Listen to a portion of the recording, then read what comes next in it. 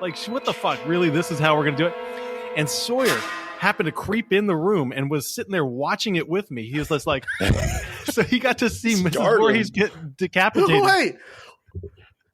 When did Mrs. Voorhees get decapitated? Did you not finish the movie? Look at the girl. The girl, she chopped Oh, no. I finished the movie. She chopped her head off, and it used spun. the machete, bro. The movie. On the lake. And then her hands. He watched it on TBS. That's what it was. Her hands go up to her missing head, like, oh, where's my head? I feel like we should stop and I should watch the whole movie again because it's not the same movie.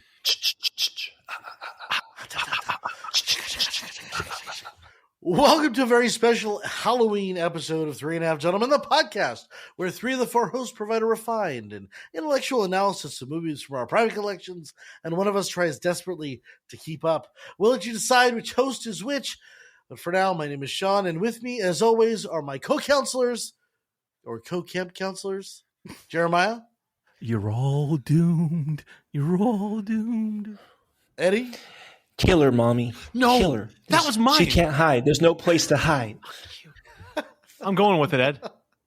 And Brandon. I was actually going to give the actual voice. Ready? Kill her, mommy. Kill her. You got to go up higher, Ed. Come on.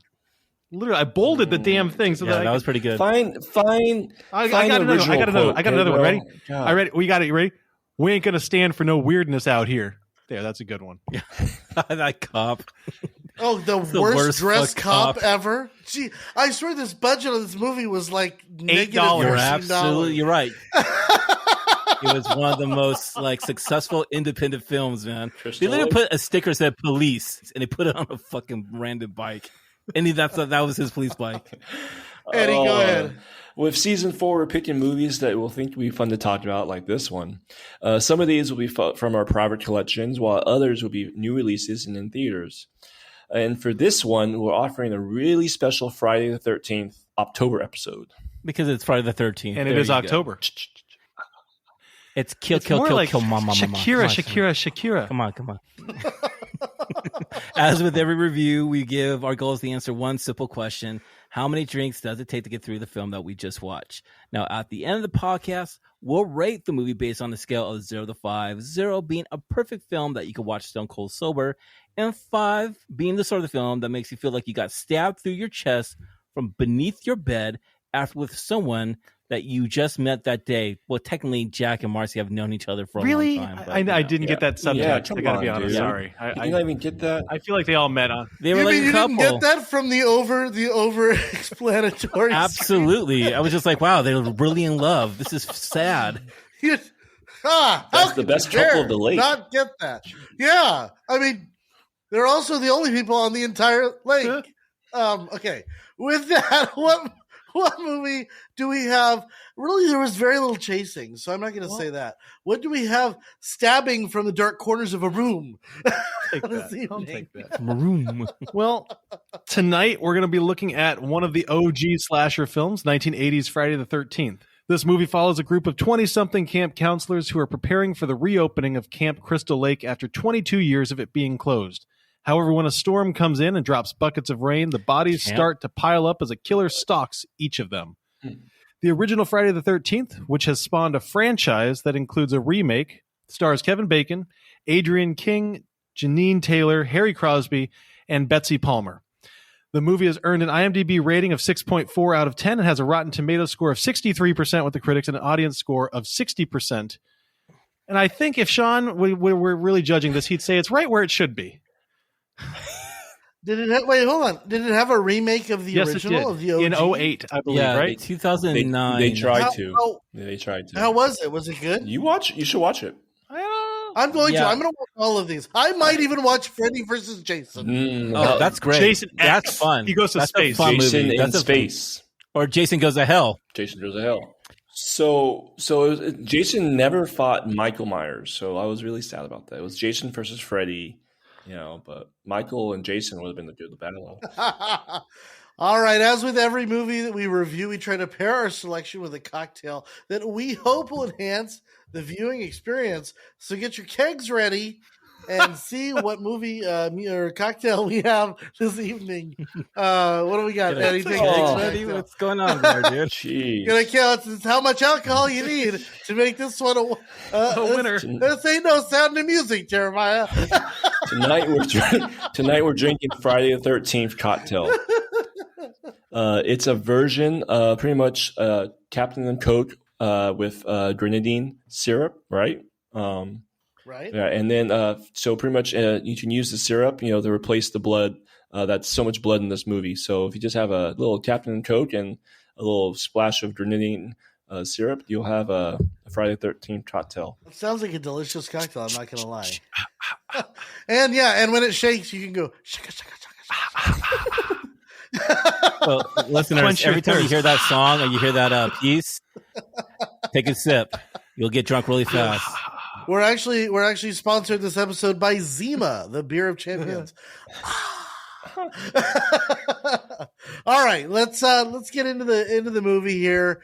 How much money did they have to create this movie? Just wondering. Let's just throw it out there.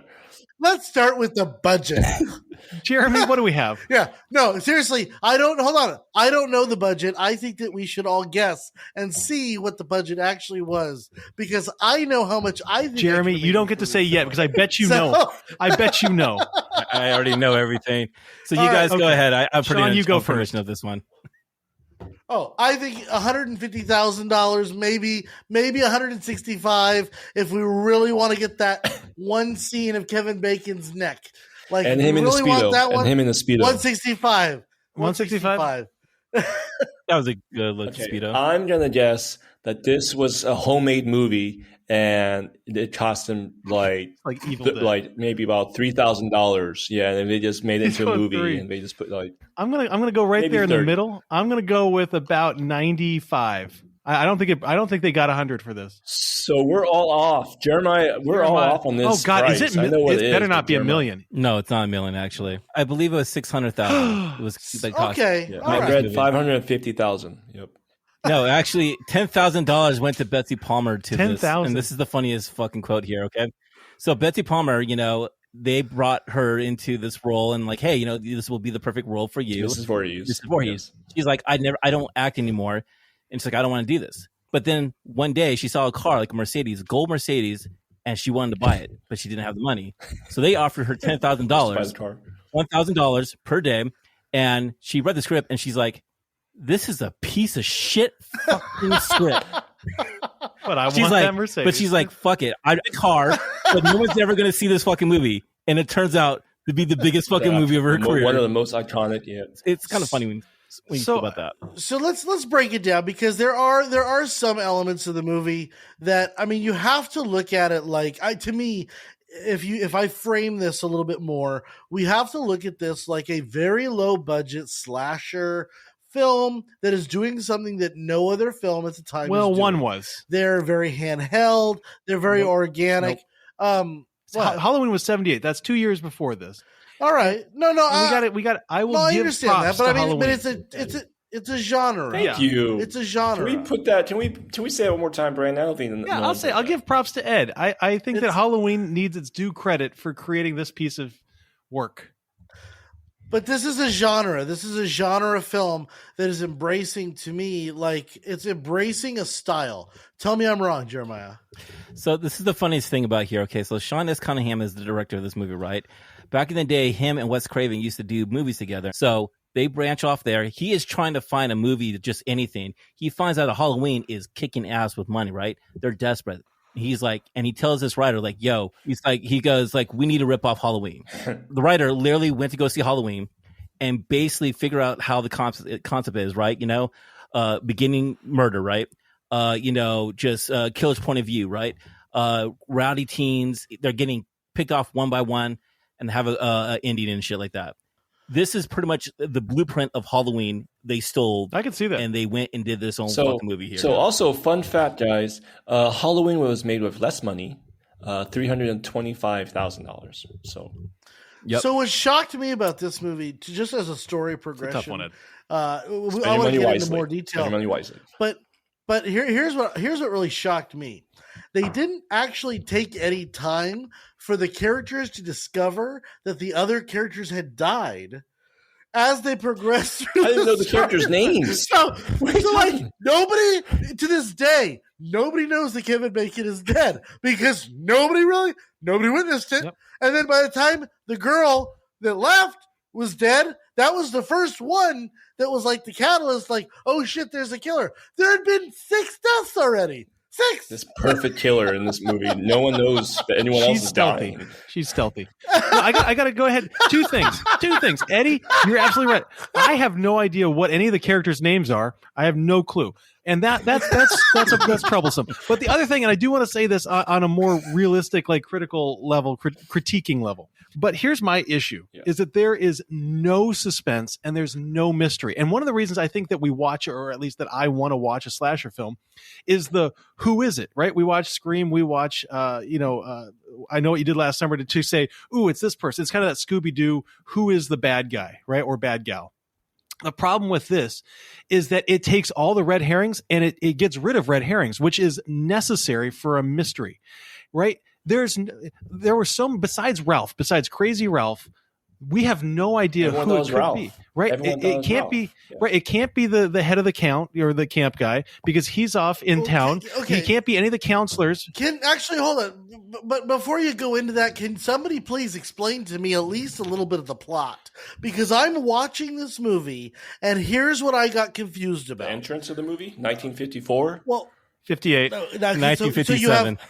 58. Yeah. Okay. So what year does this movie take place? That's my first question. Present day. Come on. My second question. It takes Okay. present day at 1980. Yeah. Okay.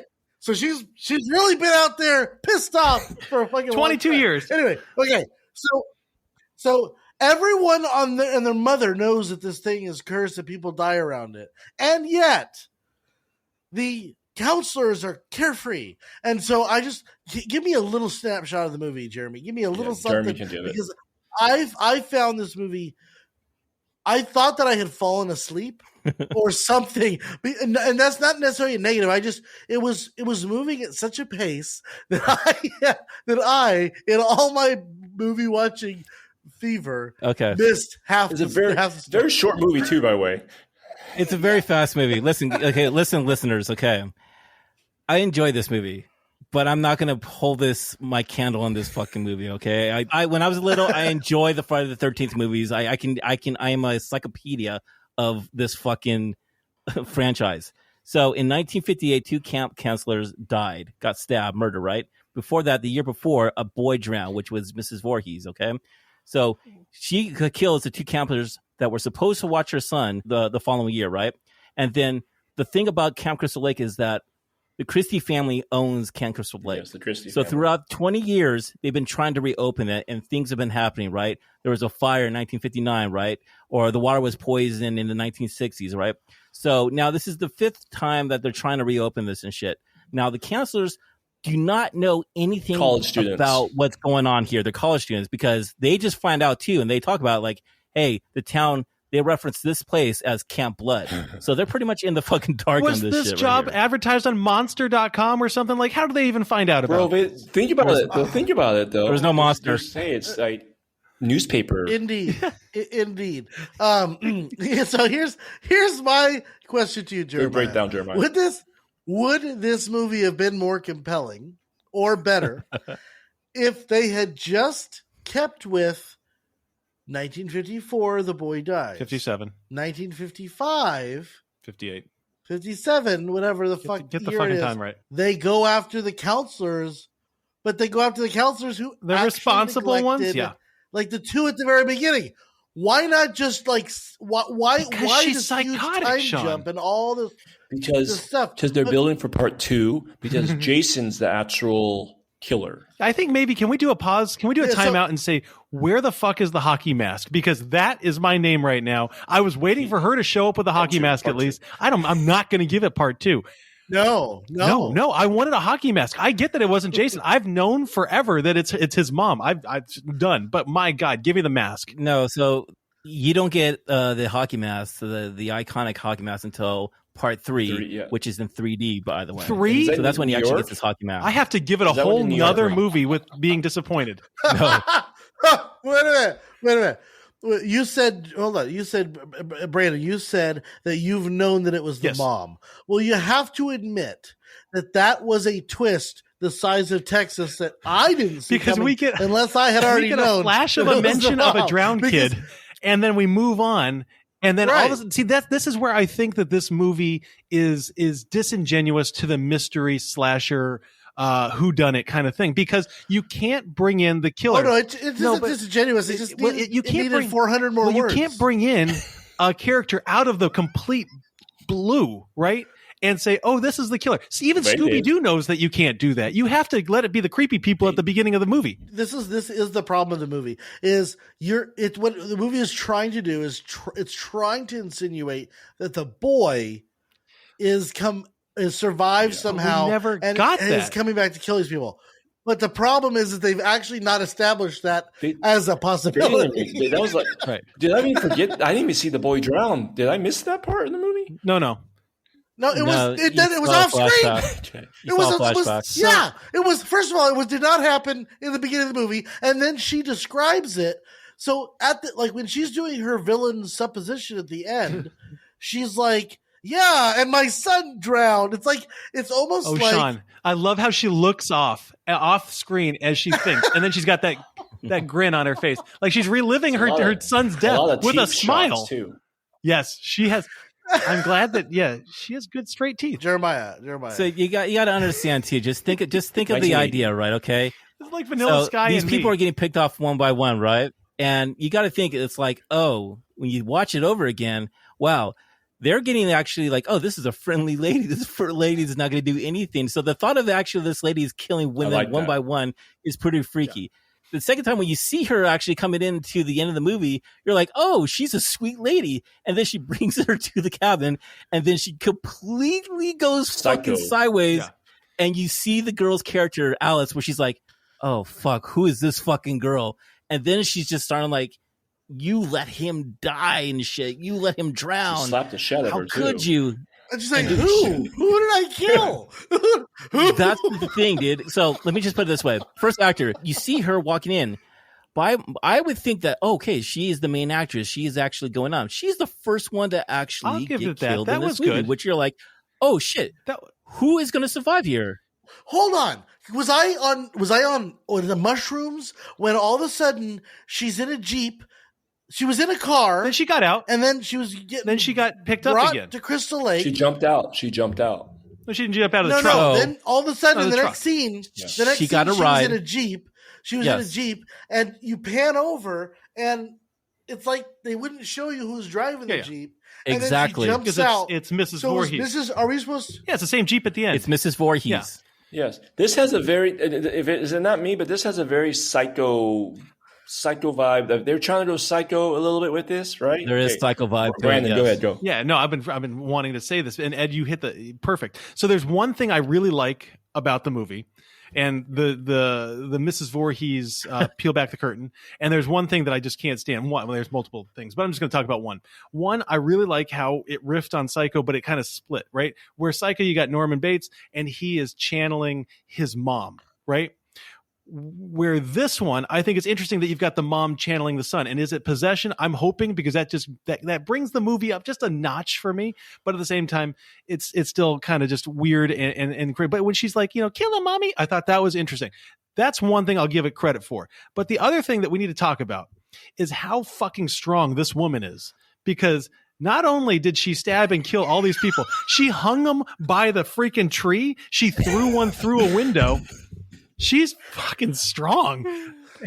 And she couldn't kill little Alice at the end, Jeremy. She couldn't do it. It would have been nice to see Jason helping her, or some random guy helping her, and this whole time it's Jason. It would have been nice to see that other person. Listen. There's fault in this movie, right? Even to this day, I'm still watching this. He gets thrown through the window. Bill. I don't know how Bill gets it. He gets put into a wall, and arrows are sticking into his eye, his face. I'm like, wow, she must have been really strong. Or did she actually had to carry him, present him on that door? Wait a minute. Hold on. Let's back up. God, Sean missed more of the movie. Because I did. So we've got the leader of the camp, the crystal, the guy who's actually putting all this together. Yeah. He goes into town, right? Abandons him. Have a nice doesn't diner. want to pay for his pie. And doesn't He want to wanted pay for his pie. Which, that's right. I'm sorry. Excuse me. That was the most uncomfortable exchange I've ever seen on. No, he's like, here, just take my money. No, just take my money. It was like, all right, here, the director was like, all right, here we go. Here's what's going to happen. You're going to have a little banter, and then you're going to try to pay for your pie, but she's not going to let you. But then at the end, she's going to let you pay and then for you your give pie. her the tip of 12 cents. Yeah. Anyway. And this whole time he's there. Keep the change. So this whole time is he there? This whole time eating this pie. I was wondering where's he at? This whole time? No, so that's the thing is he's gone for like hours, 90%. I forgot he was in the movie, and then all of a sudden I'm like, are we supposed to think he's the murderer? You are supposed to be thinking that. You're right. You see him. Yes. That's the problem. I mean, this movie doesn't leave anything for suspense. And here's what I'm saying. And Sean, I know that we're going to come back to you, but here's the thing: is that they could have created this scenario where we think that each of the counselors is the killer, right? You got the guy at the beginning who shoots that arrow really, really accurately. That would be pretty cool. But here's the problem: that would be pretty cool. We pan back and forth between all the counselors constantly, so we know that none of them are alone enough to be the killer. If they had just singled some out and given us some of that mystery, and I can keep coming back to that mystery is missing here. And fuck it, if we just got that would be a lot better than what we got. So I imagine also Steve Christie, that's the guy, the owner of the lake. I would imagine that he would have died the worst because that's like, connected to Mrs. Voorhees. I do now see, watching this movie for the third time or fourth time, I see when it's like he almost noticed Mrs. Voorhees a little bit. Did you see that, Jeremiah? Like I noticed, like when he walked up to her, now it's her, but when he walked up to the figure, he's just like, "Hey, what are you doing here?"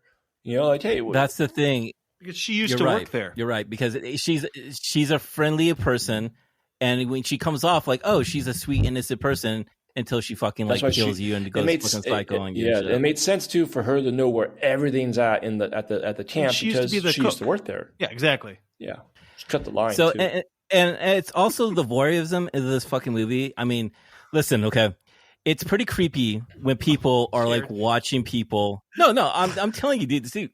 I like this movie because that gives you an uneasy feeling. Now, mind you, I don't know what's their peripheral fucking vision, but if you can't notice a fucking person that's hiding behind a branch, like a twig, as they're watching for you, and you're just walking around, just paying attention, you don't know what's going on around your fucking surroundings.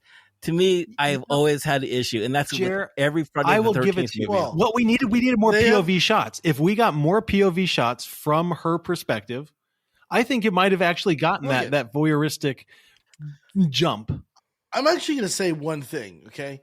I think this movie could have been excellent. Agreed. Yeah. The idea is kind of fucking It's kind of Agatha Christie. The idea of it is you got the camp counselors. They're kind of sexual. They're in the woods. Yeah. And you could have some voyeuristic, like, who's watching me? So I'll tell you who did this movie really well. The show Psych, which is one of my favorite shows of all time. That's a show. They did an episode. Do you get paid every time that you Tuesday? You get paid every time you name drop Psych? The show is sponsored by Psych. You can watch it on USA, by the way. If you guys fucking would watch the show, you'd talk about it as much as I did. They did an episode called Tuesday the 17th, and it was basically a parody of this movie. And Mackenzie Ashmore, Sean Ashmore's brother was in it, and it was really a wonderful. But they embrace how ridiculous this movie is and how funny it is. But at the same time, the story they came up with about Camp Crystal, actually was Camp Tiki Hama, was just as funny. It was funny as hell. But what they did is they created this suspense around, who's going to die next and why they were dying and how they died. In this movie, I was like, even the beginning of the movie when the two counselors died who actually were responsible for Jason's death, when she's like dancing back and forth, and I'm like back and forth, and I'm like, do you not have like are you not going to kill her? Like, are you just literally standing there? Yeah.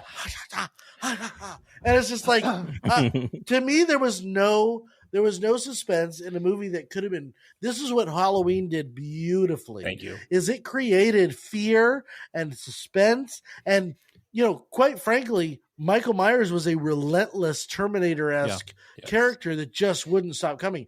I did not feel that same apprehension with this movie. Yeah, no, I was just saying, for $600,000, you would think that we would get something more than just shot of the victim screaming, cut away, then shot of the victim again with an axe in her head. Like, I want to see the axe penetrate skull. Like, at this point, give me something to wake up about. You saw the neck. You did see the neck. You saw the neck cut. You did. We got to see Voorhees' head spin. The money must have gone through the special effects and the makeup. And Tom Savini, who's like one of the birth of fucking like gore and shit like that. I mean, this was one of his very first movies with Dawn of the Dead. And this is what's so cool about this movie. Like, the practical effects and the special effects and the gore and shit like that was on a different level, and people didn't really see shit like this back in the day. So I'm pretty sure that's what most of the money is that went to. And I'm not gonna lie, this is one of the most successful fucking independent movies. Doesn't mean it's great or anything like that, but it made so much fucking money that it literally fucking people were like, oh shit. And this actually gave the birth of fucking horrible 80s slasher movies for the rest of the decade. Can you imagine also, like, so they're like, in my eyes, they're competing with Halloween and Freddy Krueger, right? So they're like, not yet. Well, they're competing with Halloween. They are competing. That's right. So overall, they're like, fuck it, we have to have a part 2. Halloween came up with part 2. I was like, all right, well, I mean, part 1 we really stretched with 1, but okay, let's go with 2. Let's see what's gonna happen. And then I just remember though, one of these movies, all of a sudden it became good. I don't know which one it was, but all of a sudden Friday the 13th was just like, oh, they have a movie now. Like, all of a sudden it was like, oh, okay, like they found a script, like they found a story. Yeah. Oh, I mean, but franchises have done that in the past. Look at Fast and Furious. By the time they got to 11, 5. There was something there. 5 was the one that like, all of a sudden it was teary-eyed because Paul Walker died. But I want to say, like, all of a sudden, like, the Friday the 13th, like, maybe it was 3. All of a sudden he got the mask, and all of a sudden it's like, hey, we got it. We finally got it. It's like, fuck, bro. Like, it's a iconic franchise, and Jason is up there with Michael Myers and Freddy the Krueger for a reason, and Texas Chainsaw Massacre. So I like how his weapon is a machete. It's different. Well, and he has his little thrill. It's around the lake too. She had a the thing about this whole situation is like it was like the Saw movies back in the day. Part 1, part 2, part 3, part 4.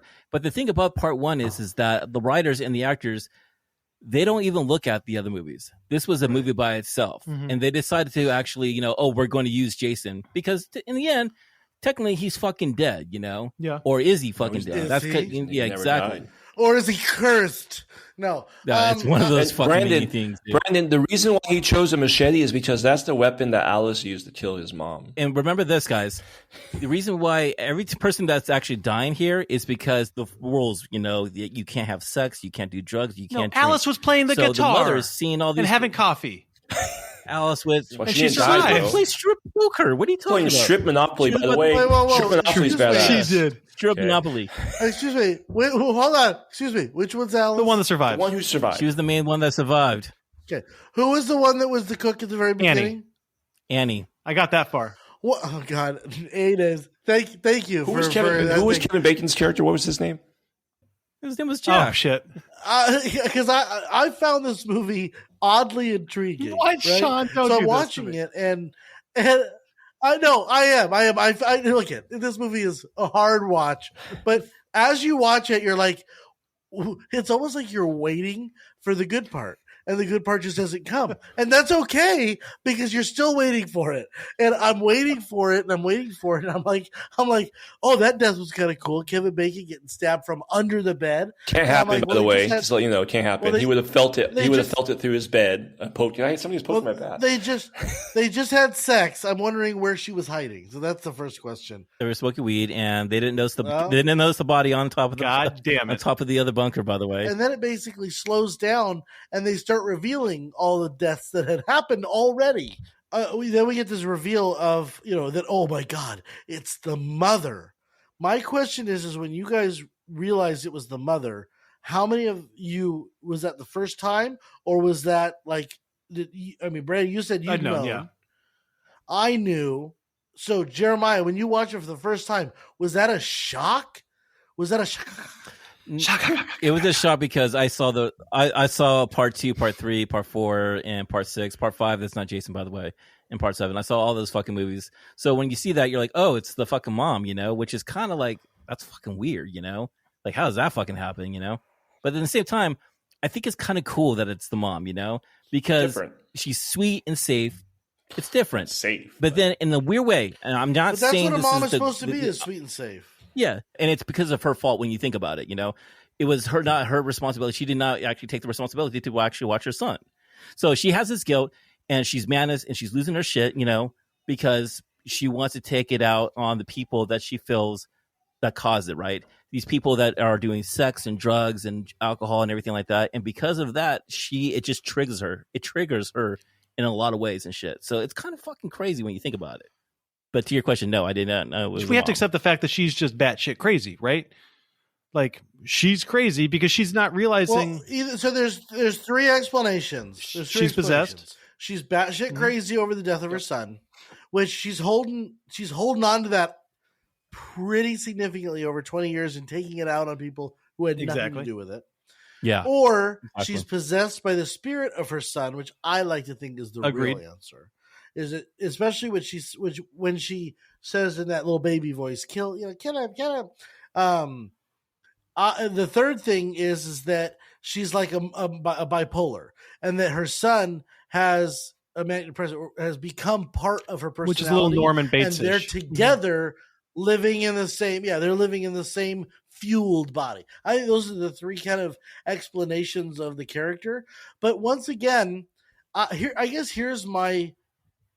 And I hate to say this, what was brilliant about Halloween is that you had Donald Pleasant's character who actually knew Michael Myers. Yeah. And he was, would this movie have served from a therapist relationship with the Voorhees, but going through that, the trauma of the losing the son, would it have, to me, this movie would have done well with some old news clips, some like old, or a 20th anniversary special or something like that, where it would have. And that's what 2, 3, and 4 and like the rest of the thing. They they use that like, oh my God, here's a news clip. Imagine this: before the storm hits, they're all gathered around the fire, right? They're all gathered around the fire. And one of them, by the way, is it cold or is it hot? Because it's either really hot or it's really cold. Sean, whenever you're in the mountains, you always have a fire. But obviously, it's it's a warm summer storm.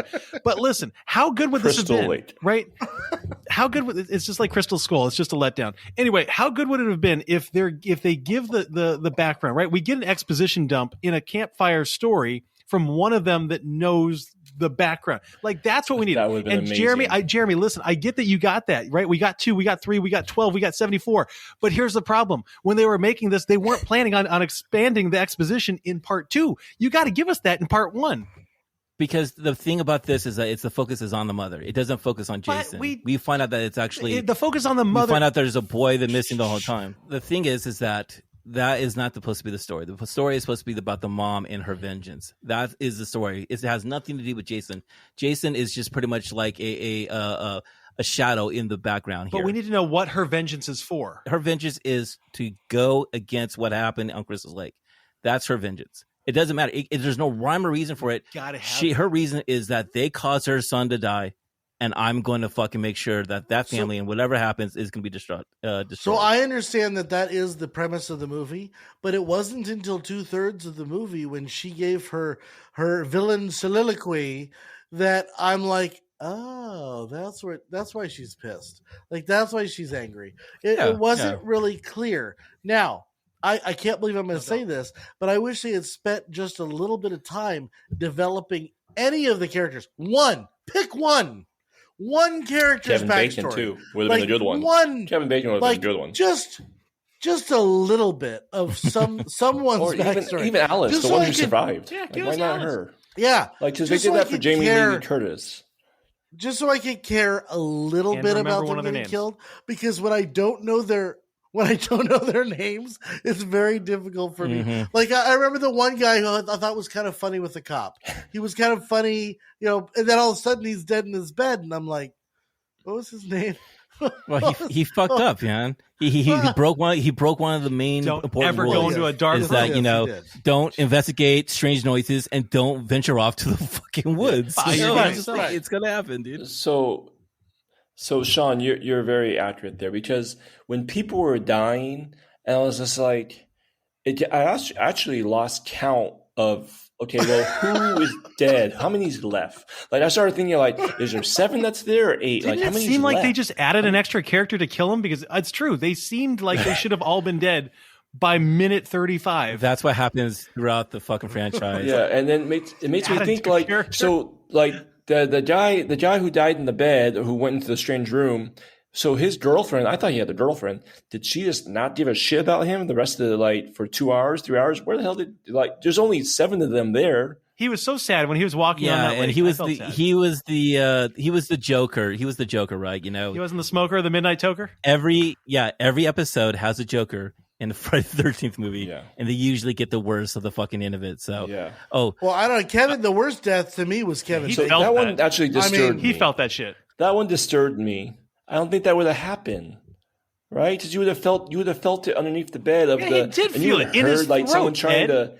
You can't just stick a. I mean, this is. You want to find out? No. He was having a It would have been a nice post-coital moment, and then all of a sudden, he was high. Was it a reefer lettuce? Was it the devil's lettuce? Smoking some reefer. Anyway, so he's. That's a good idea to name marijuana after, like, Halloween, Crystal, like Crystal Lake. No, because if you say that you're smoking crystal, it means something completely different.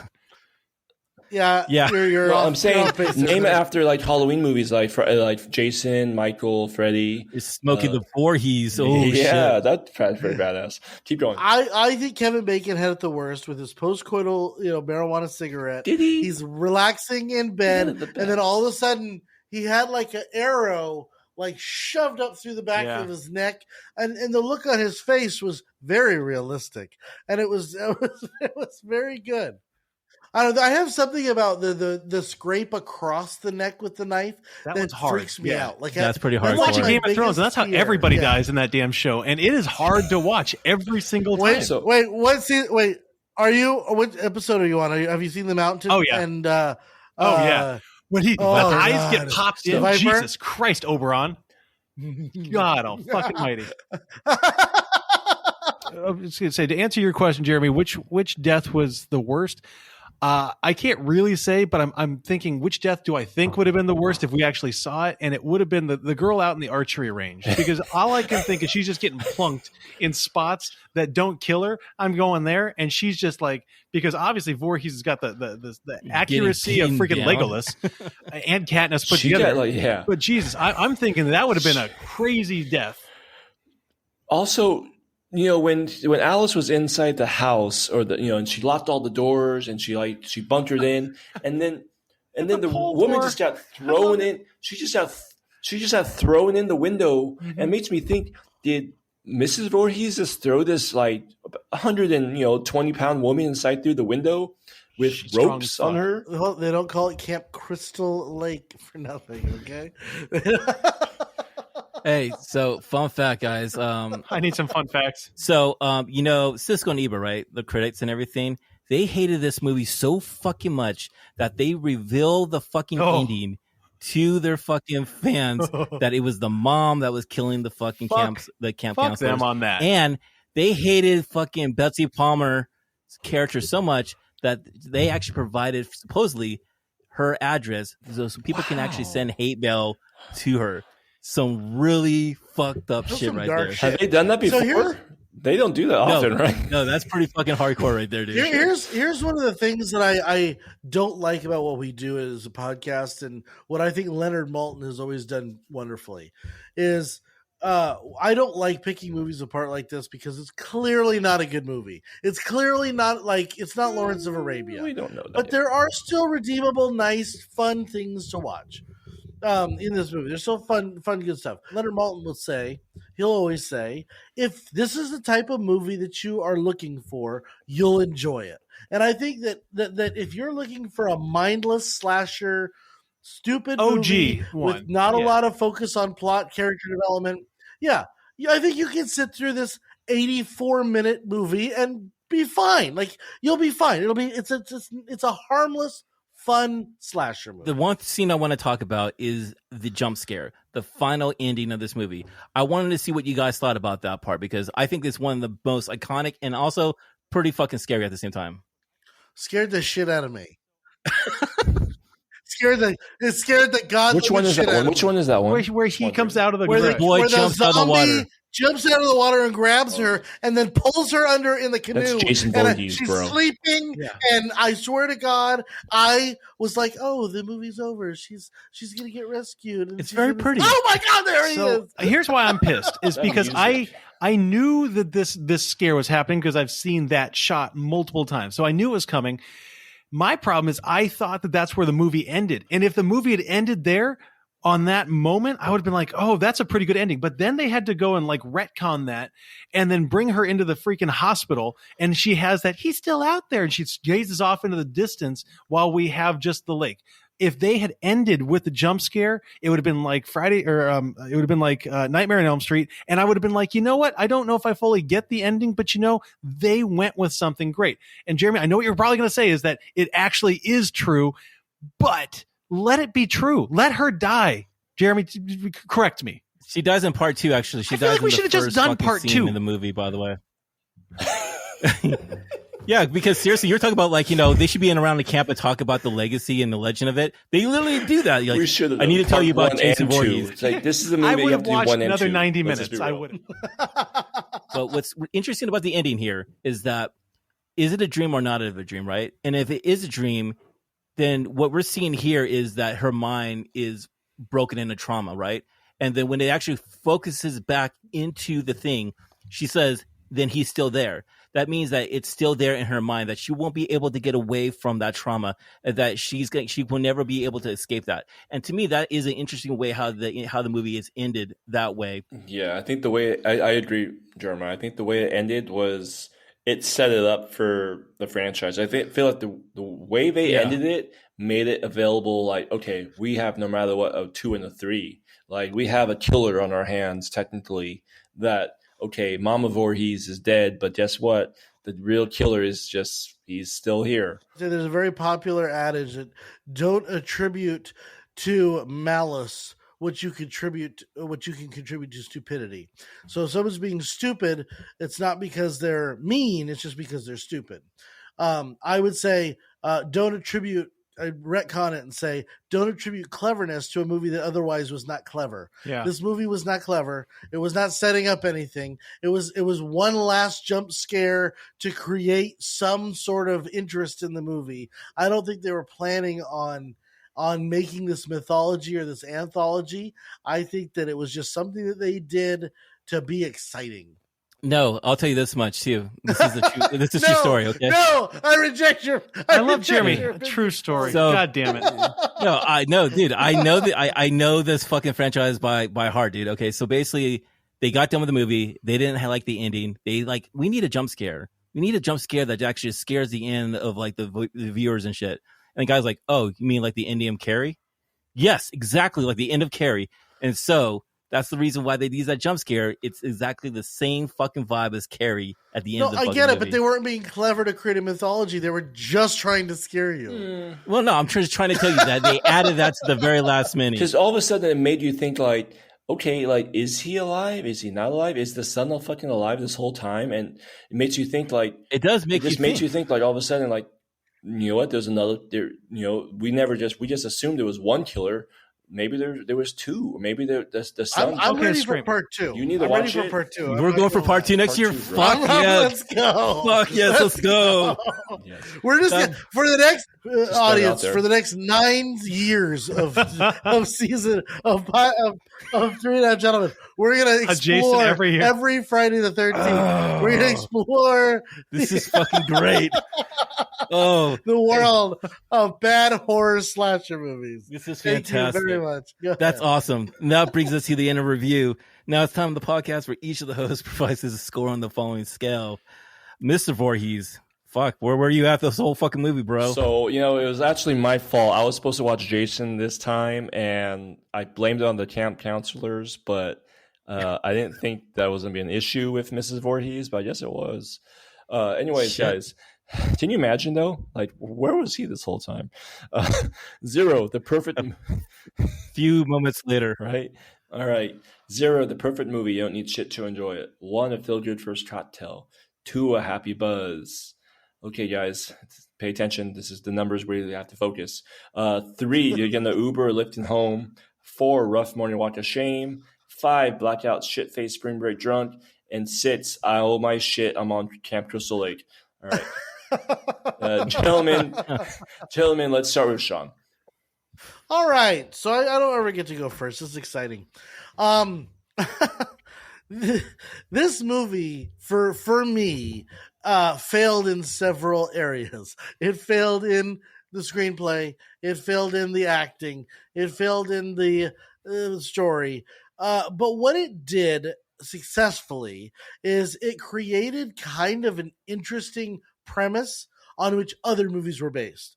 And so for me, I'm not going to give it the worst score imaginable, but at the same time, this movie does not have a lot of parts where I'm like, this is really, this is really acceptable movie making. A lot of it feels tired. It feels, I don't know. It feels shameful in spots, like where they just were rushing through a movie to get it to print so that they could, so they could get it out on the marketplace. I thought the performances were stale from the kids. I thought they were underdeveloped and underwhelming. Even Kevin Bacon, who I suggest is a great actor, he wasn't great. He just needed in the this money. movie. I mean, he had like 5 words, honestly, bro. The whole script had 5 words, bro. There was no dialogue in this whole. There was no supposition. There was no telling us what was going on. I had a really hard time following it. But with that, I think that as a cult classic movie, I can at least have a modicum of appreciation for what I saw. So I'm going to give this. I'm gonna give this a 4, which is probably a little. It's probably a little light. I'm gonna give it a rough morning walk of shame. This movie is. I cannot describe for you why, but as I was watching it, I sort of enjoyed a little bit of it. Yeah. Like it was dirty in the back of my mind. Like this movie is terrible, but I can see some potential. So I'm gonna stick with this shit. Like that's where I am. So Eddie, go ahead. This is the movie. This is I don't know why I'm gonna rate this score, but it should be a 5, but it's not a 5. So, okay, let me start. I'm gonna be real quick. Hint, hint.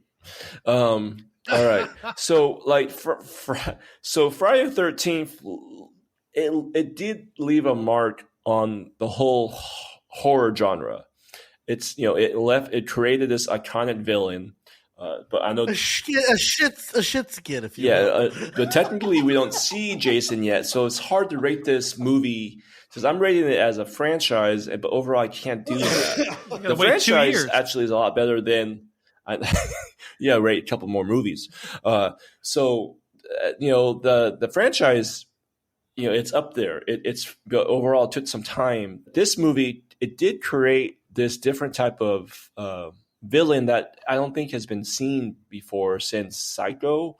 I think we're kind of mentioning it a little bit, and it was a cool. The music was the best part, even though sometimes it lasted a little bit long. Like that whole. Like that, all of a sudden, I can do that to my kids. They've never seen this movie, and they get freaked the fuck out. But Jason Voorhees has become a household name, and quotes and movies and the mask, the hockey mask. Overall, it sends chills down the spines of us. And the presence of every dark corner. Is you think it's either Michael Myers or Freddy Krueger or Jason Voorhees for a reason. This reminds us of our own mortality, and his legacy will always live on for generations as a reminder of that evil really never dies. And this is what this creation of this was. So honestly, though, I'm right alongside with Sean with his score.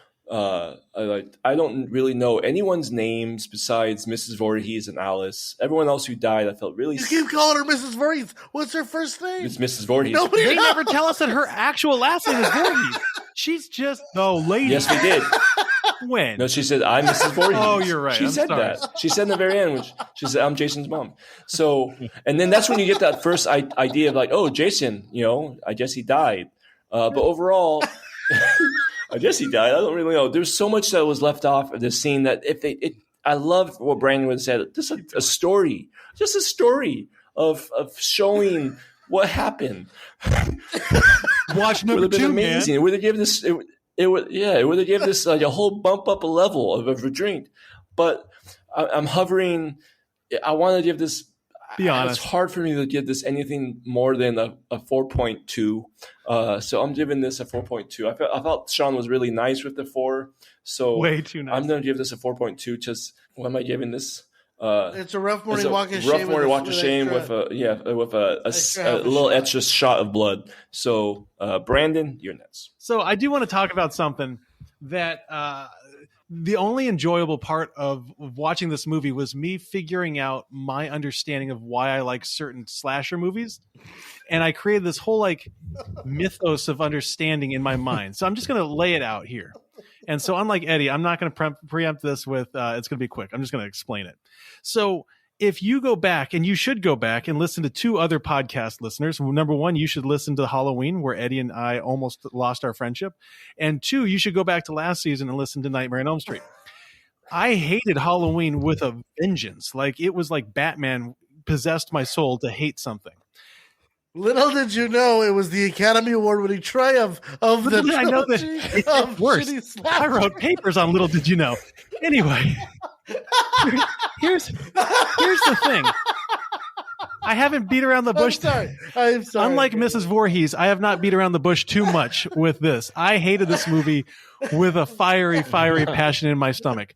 And I'm sitting there the whole movie for all 82 minutes of it going, why did I love, and I genuinely mean it, I loved Nightmare on Elm Street, and I hated Halloween, and I hated even more Friday the 13th. And it wasn't so much that I wanted Jason, because I knew that Jason wasn't in it. It wasn't so much that I wanted the mask, but I really did want the mask. It was the fact that to me, and Eddie, I know you're going to be upset at this, but just bear with it, is that to me, Halloween and Friday the 13th didn't have any plot, okay, in the bigger picture. And what I mean by that is, no, listen. I don't know about that. Listen. Halloween. What I mean by that, his ass. What I mean, compared to this, it's fucking listen. No. I have a reason. Halloween's a shut up! It's my turn. Compared to this movie, what are we talking about? Right. These two movies. What they did is they took their entire story was to throw a bunch of people out there on screen just so they could get picked off one by one, right? What I'm saying is there's no through line. There's no through story. You can say that with Michael Myers, there is a little bit because he escapes and he goes after and he wants revenge. So I'll give Halloween that. But if we're talking about like really engaging story, it's just vengeance, right? However, with Nightmare on Elm Street, there is an actual purpose to Freddy Krueger. There is a story that is built up and there's a story that runs through. Right. Now, granted, if you look at the acting, including Johnny Depp in Nightmare on Elm Street, it's pathetic. It's bad. Is it as bad as Friday the 13th? No, it's not as bad, but it's really, really close, right? The acting is terrible. But what it does have, and the redeeming quality, and the reason that it sticks out in my mind, and the reason that I think that it's the best of the slasher movies, the classic slasher movies that I've seen, is that it has a through line. It has a through story. We don't get that. What we have is literally no reason to throw a bunch of people up on screen and have them get picked off one by one. And what we don't even get, and I've been saying this all podcast now, is we don't get any suspense. We don't get any mystery. We don't get any whodunit. You're saying that you weren't surprised when they got picked off one by one? Surprisingly not. Kevin Bacon was the Drew Barrymore of 1980, bro. He really was. He was dreamy. So I'm going to just... One by one. It's really hard because I genuinely hated this movie, but it did give me this insight into why I hate certain movies and don't hate other movies. Now, here's my dilemma, Eddie, and you can help me out with it, is that I think in my gut of guts that this is a much worse movie than Halloween. I would rather watch Halloween on repeat for 2 days than watch this one more time in my life. Okay, absolutely. However, if you go back and you remember, I gave Halloween a 5, which is our cutoff. Now, Eddie, thanks to you. You gave us a 6 option. I won't use the 6 option because I'm not Sean. No, I'm not Sean. No. But what I will do is I'll say I never have used the 6 option. I wasn't there, Yes, but did. I've heard about it. Yes, you did. No, I did not use a 5.5. I used a 5.5 right, for To All the Boys I So Loved Before. I've That's already not a way six. too high, I've already written in my score, so here it is. It is a blackout shit-faced drunk, but for some reason my best friend threw some more alcohol at me and it got in my mouth. So it's a 5.1. It's a 5.1 because I can't do that to poor Halloween. This is worse than Halloween, and I gave that one a 5. So it's a 5.1. Jeremy, I know your heart hurts. This is how I felt with Vanilla Sky, just so you know. So go for it. Tell us that we're wrong. No, we were nice with Vanilla Sky. Remember that. Sean wasn't. He hurt my heart. Yes, It was good. We give you 3s and 4s, you know. But all right, hey. I think I gave you a 3.5. 5.1. I don't know what you guys are saying. It's like I'm sad. Like it's not even my fucking movie. It's my least favorite Friday the 13th movie. No, next week it's my movie. Next week is yours. Next movie is my movie, which you guys will probably be shitting on and everything. However, hands down, I think Friday the 13th is a pretty campy fucking movie most of the time. On the other side, I think it defined the 1980s horror movie genre, and I think it paved the way for 80s slasher films. If you don't have this movie, you do not have Nightmares on Elm Street. I'm just saying because of the success and what it did and paved the way. Or Scream, which is, I mean, you're talking about a 1,000-mile departure. Scream is like they went, okay, so let's take this idea, only let's actually like think about it and make a good script. That's what Scream 2 was. Like, you know, the mother was the killer. I mean, right? Mrs. Voorhees and shit. Oh, you didn't know that? Oh, shit. Sorry. No, I've seen them all. Brandon didn't know that. Here's a few positives about this movie, all right? I think that Thomas Savani's special effects is groundbreaking. I think the score is iconic.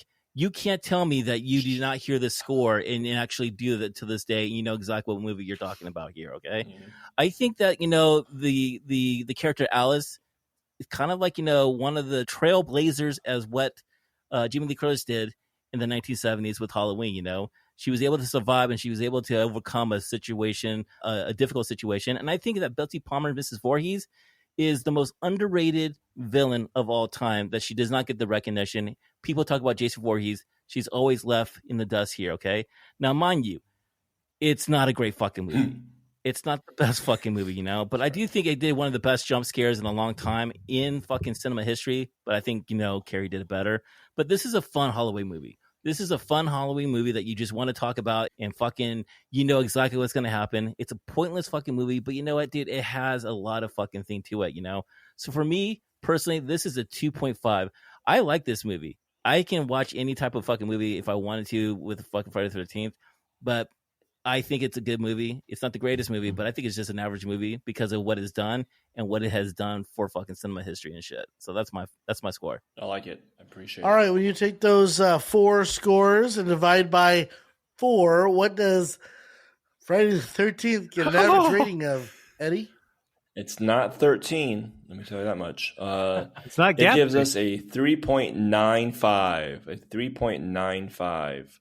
Which is just under a 4. Jeremiah, what does that put Friday the 13th on the list of movies? That's my quote of the year for this podcast.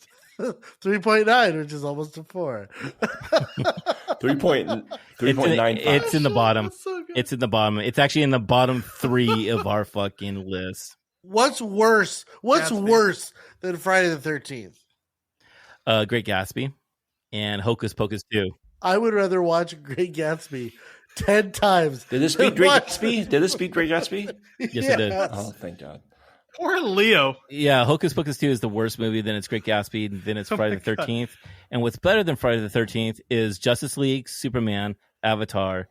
I would rather watch Bette Midler and Sarah Jessica Parker eat cosmetics. The Holidays way anytime.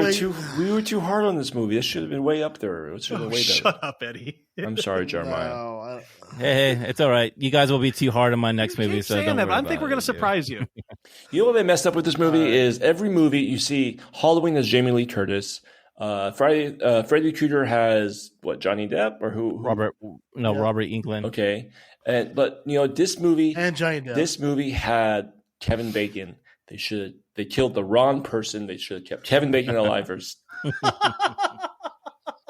All right. If you enjoyed our review or a fan of the podcast, we ask you please subscribe wherever you're listening and leave us a 5-star review on iTunes. A written review is very important to our growth and success.